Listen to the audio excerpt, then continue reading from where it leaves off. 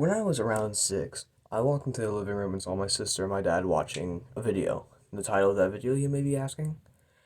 Top 10 Creatures Unexplained Caught on Camera. I definitely did that in the wrong order. It doesn't matter. But that's besides the point. This video filled me with a feeling I've never felt before. Not horny, fear, which I guess those two could go hand in hand depending on your kinks. But not a negative fear, like the fear you get when you go on Pornhub and then realize you forgot to end a Discord call. The fear you get when you watch like a horror movie, like a positive fear. I had been introduced to horror. This is the genre that triggers the flight or fight sense in people. But that got me wondering. Horror movies exist. Loki, shut up! Horror movies exist. Horror games exist. Horror books exist. Hell, even horror porn. But what about music? If all of these art forms have a horror, subsection, why doesn't music? Or does it? Today I'll be covering each subsection of horror music, like, not a subgenre, subsections, because subgenres are for specific genres of music. I don't want to get into it. Subsections of music that are horror related. Now today we're going to find out why you get scared shitless over a song. Now follow my lead. Alright, number 1 is classical horror. Classical horror is a type of horror you would see in like an old black and white horror movie. Before the time of color and skibbity rizzlers, they had no gyat or color. You know what kind of music I'm talking about. Spooky piano playing by itself. Dracula, Frankenstein bullshit.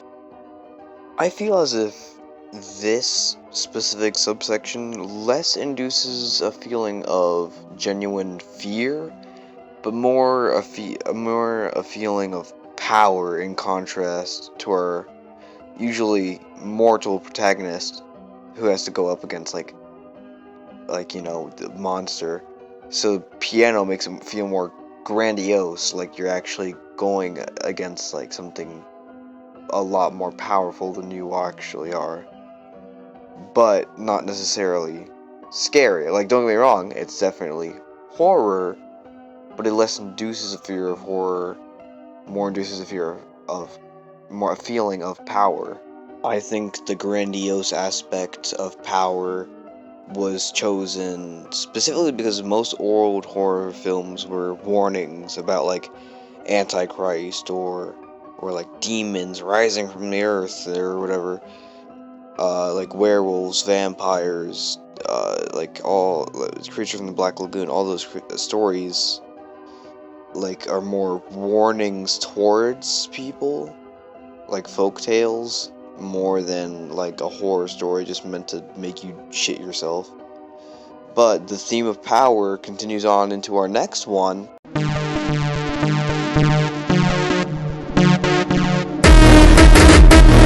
Now, existential crises themselves fucking suck, but I don't get them because I'm just simply better. That was a joke. If you're struggling with existential crises, please seek therapy. Now, the best example I can give for existential horror music is a song by the name of everybody calls it Flowers Are Blooming in Antarctica, so I'm just gonna call it that. I don't care if you don't like it. Fight me. This song perfectly embodies existential horror. Like, I can't describe why. Just listen to when it kicks into third gear, which is at the 2-minute mark. I should specify it's only at the 2-minute mark in the slow version, but it doesn't matter. Just listen to this.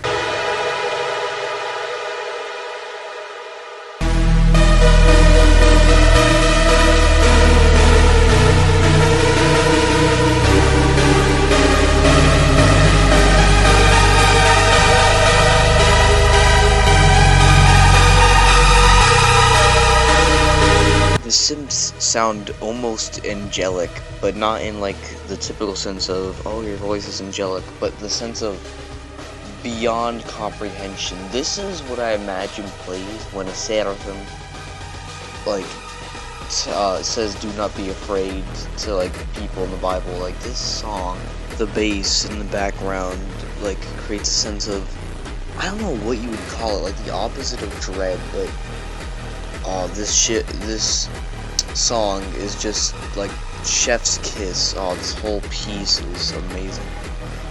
Anyway, enough being serious, back to the shitpost part of this video, because I do that.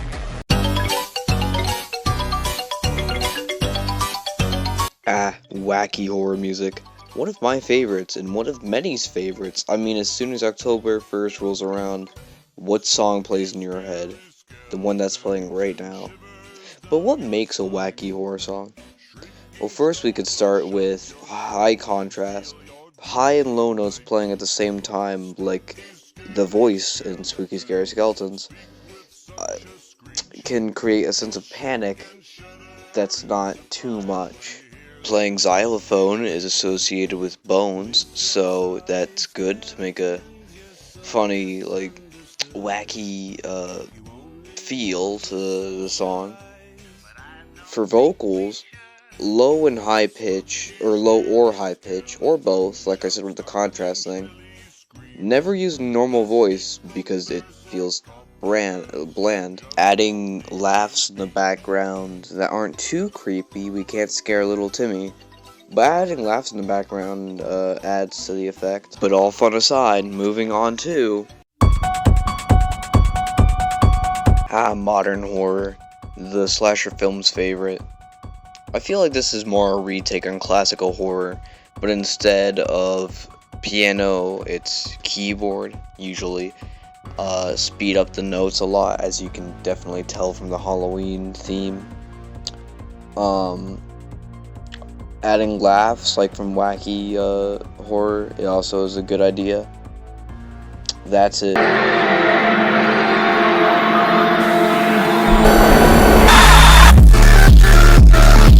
Neo horror music is usually tied to those horror edits you see, like for example, Untitled 13, Bonkers,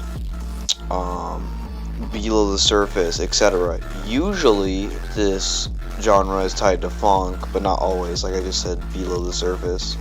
Neo funk is more new, hence the name. Neo mean new. You're not dumbass, you know that, but I personally, this is one of my favorites, but moving on to my actual favorite, but not the best.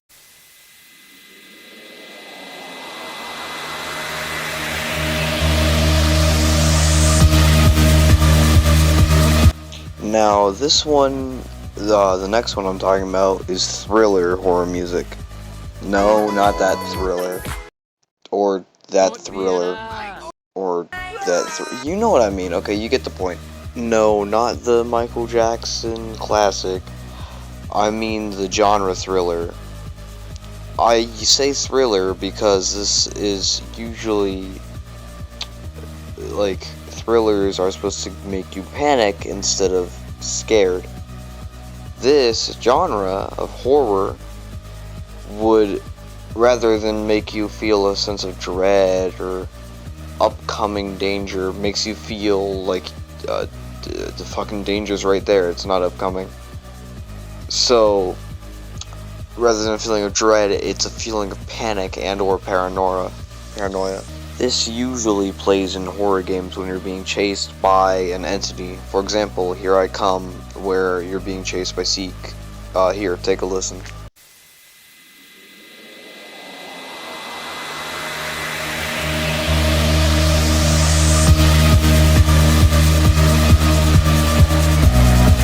The fast beat sending you into a frenzy. All you know is you must run from whatever's chasing you. Speaking of, how far from it are you? I mean, you can't look back. I mean, that's just gonna slow you down. Also, how long have you been running for? It seems like for 10 minutes, but it could be 10 seconds. You've lost track of time in this frenzy. Oh wait, no, never mind. You got to exit the exit. That's what I love about this specific subsection. The panic instantly cut off by like the monster getting stopped by like a mechanical door, or like Rub or whatever the fuck your game does. It's just the rise in action so fast you don't know what to do. You're breathing, adrenaline rushes in, and just immediate cut off. And plus, it's fast. It's fun to listen to. Before we go into the final and best subsection, I'd like to list some honorable mentions.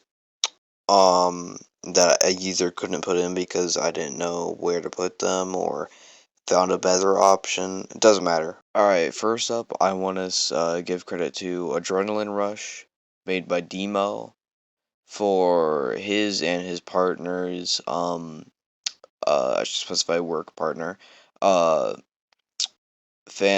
Tag fan game called Ruin Tag for their horror mode. It's really fucking good. I've been listening to it daily, and I made a meme about it. That was a song from the last video. I forgot to credit them. I'll go back and edit that video later after uploading this. But here's their other credit. Sorry, Demo. Next, I want to give credit to Midi Blosso for The Sound of Fear. One of the most beautiful pieces of music I have ever listened to. Like, I know, like, they're definitely not gonna see this, but if in some stroke of luck they do and watch to this part, Midi Blosso, I just want to say thank you so fucking much, because this is one of the most beautiful pieces I've ever listened to. I haven't done research into this person. They could be dead for all I fucking know. Next up, I do want to say more honorable mentions, but I'm getting really tired and bored of editing. So, next up is Fleshy Chase by Trenin Development, another Gorilla Tag fan game song. It's a weird pattern, but just besides the point. It was made for Nightmare VR's video game, a Gorilla Tag fan game known as Monkey Phobia, spelled Monke, Phobia, and it is a really fucking good game. Art style is peak. I haven't played any of the levels because last time me and my friend tried to play, our batteries died before we could get past level 1, because the monster broke because I broke it. Or the game was broke, I don't know. Game's still in earlier development, I think. But very good song. I listened to it for a while. Very entertaining, very fast paced. I like that. So just like good job in general. So yeah, Tree Run Development. I definitely butchered that. Moving on to the best subsection of horror media, or at least music, I mean, to ever exist, which is I'm in love with the shape of you. Wait, what? I'm in love with the shape of you.